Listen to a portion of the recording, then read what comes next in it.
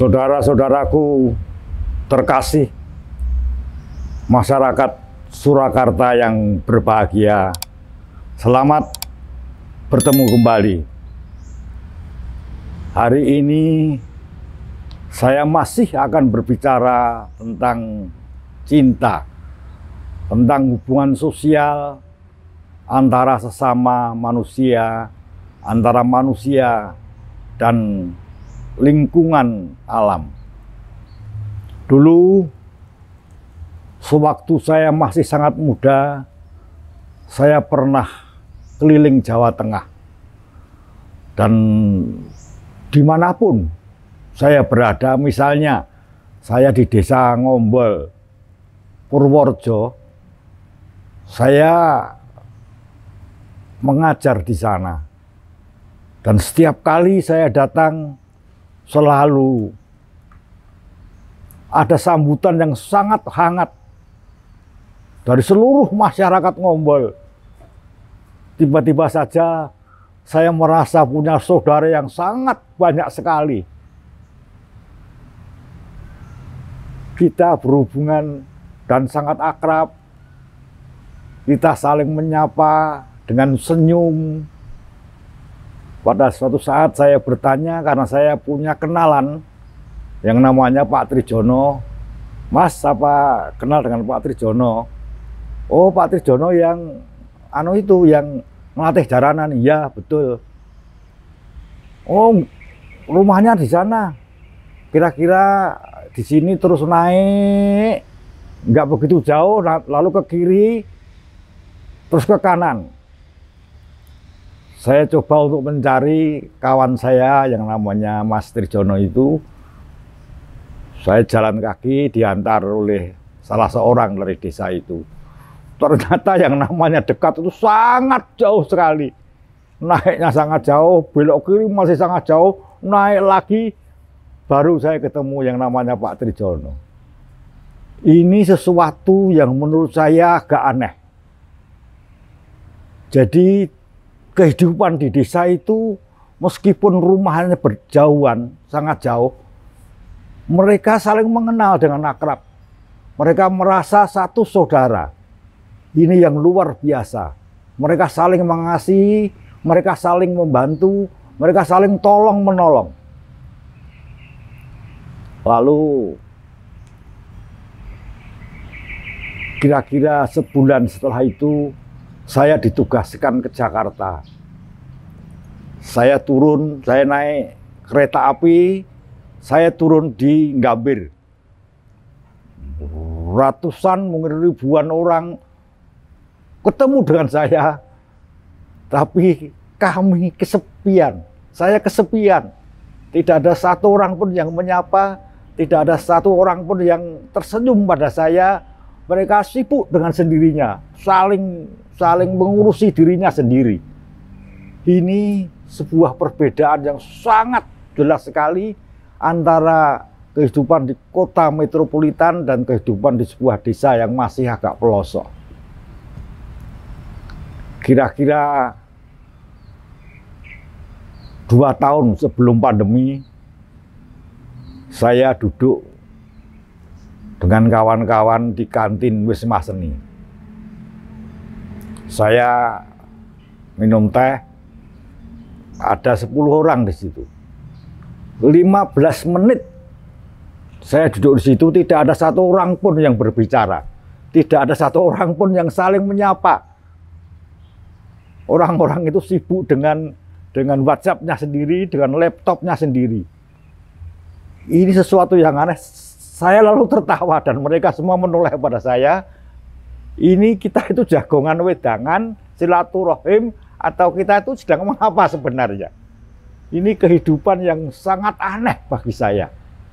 Jadi pertemuan itu tidak lagi menjadi pertemuan yang kita rayakan bersama, saling menyapa, saling silaturahim, saling berbagi pengalaman, itu semakin jauh. Dan tiba-tiba pandemi muncul, pandemi melanda kita semua.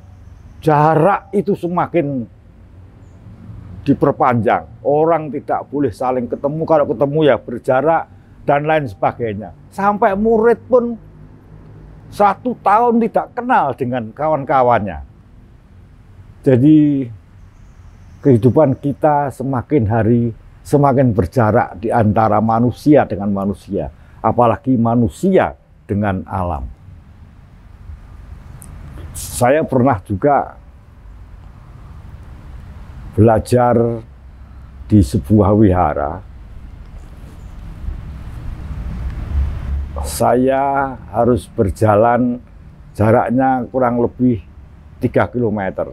Kami berjalan bersama-sama dengan 14 orang kawan saya. Setelah sampai di wihara, kami ditanya, apa yang kamu lihat dalam 3 km ini?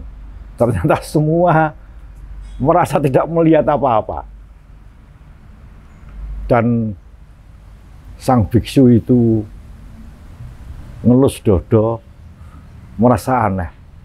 Karena ternyata perhatian orang-orang sekarang terhadap lingkungan itu menjadi sangat tipis sekali. Dia tidak tahu apa-apa meskipun dia berjalan. Saya berjalan dari Solo ke Semarang, tapi saya tidak pernah melihat lingkungan di sepanjang jalan itu. Itu sangat aneh. Lalu saya disuruh berjalan lagi hanya kira-kira 50 km, tapi harus ditempuh selama 1 jam. Hanya 50 meter, bukan 50 km, 50 meter ditempuh dalam 1 jam. Saya berjalan pelan-pelan. Ternyata yang saya lihat sangat banyak. Hanya 50 meter saya bisa melihat banyak hal di situ. Saya merasa akrab dengan alam yang hanya 50 meter itu. Itu sesuatu pelajaran yang luar biasa. Kami jadi kenal, kami jadi mengerti, akhirnya kami lalu menjadi ada rasa dekat dengan semesta, dengan alam. Jadi itu pelajaran yang menurut saya sangat berharga, yang hari ini sangat jarang kita temui. Mengapa rasa cinta itu tidak tumbuh di dalam hati setiap manusia? Itu karena kita menjadi sangat individual, kita merasa berjarak. Orang-orang desa Ngombol sangat hangat, sangat saling menyapa, ramah tamah, itu yang sangat saya rindukan.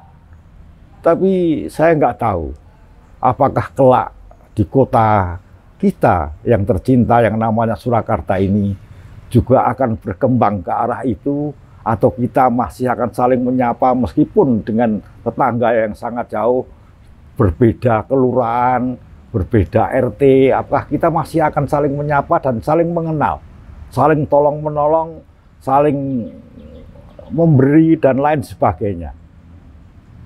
Saya nggak tahu apakah perkembangan zaman memang mengarah ke arah itu, mengarah untuk kepentingan dirinya sendiri, tidak untuk lingkungan, tidak untuk kelompok.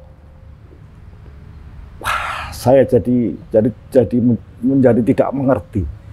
Semakin hari hidup kita menjadi semakin sangat individual, apalagi dengan munculnya handphone itu yang sekarang menjadi kawan yang paling kita akrabi. Jadi kalau kita suatu saat saya pergi dan saya ketinggalan handphone saya merasa emosi saya, lalu jiwa saya yang 1/4 itu hilang. Saya menjadi bingung, menjadi tidak tahu apa yang saya kerjakan. Ini sesuatu yang sangat aneh menurut saya. Tapi itulah yang terjadi. Irama hidup menjadi semakin hari semakin cepat, dan bagaimana kita silaturahim, saling ketemu, saling menyapa bersama-sama, itu menjadi sangat jarang kita temukan. Kalau toh itu diadakan, itu hanya sekedar upacara, sekedar ritual, bukan muncul dari hati kita sendiri yang ingin ketemu dengan sahabat, dengan teman, dengan tetangga, dan lain sebagainya. Hal itu yang saya pikir hari ini perlu ditumbuhkan, sehingga saling menghargai, saling berbeda tapi tidak berbeda, itu yang seharusnya mulai kita bangun kembali. mulai kita bina kembali, kita semai kembali, sehingga kehidupan kita menjadi tentram, menjadi damai, menjadi sejahtera. Dan itu bisa muncul hanya karena rasa cinta kita kepada sesama mulai kita semai lagi, kita tumbuhkan lagi. Rasa kasih kita kepada tetangga kita, kepada saudara kita, kepada teman-teman kita tumbuhkan kembali. Apa yang dirasakan teman kita, suka duka teman kita adalah suka duka saya, dan lain sebagainya. Itu harus kita tumbuhkan dan kita latih. Tapi di mana kita berlatih, saya nggak tahu. Semoga saja berbagai agama yang resmi di Indonesia masih mengajarkan itu, tidak hanya sekedar kata-kata, tapi dalam praktek dan suri toladan setiap mereka ketemu, apalagi para pemimpinnya, itu memberi teladan itu.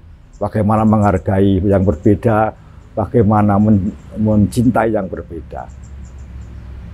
Terakhir, saya ingin mengatakan ini justru dari seorang Buddhis. Kalau kamu ingin menjadi orang baik, kalau kehidupan menjadi semakin baik, 3 hal yang harus kamu lakukan. Berpikir yang baik, berkata-kata yang baik, berperilaku yang baik. Kalau 3 hal itu kamu lakukan, niscaya kehidupan akan tentram dan damai.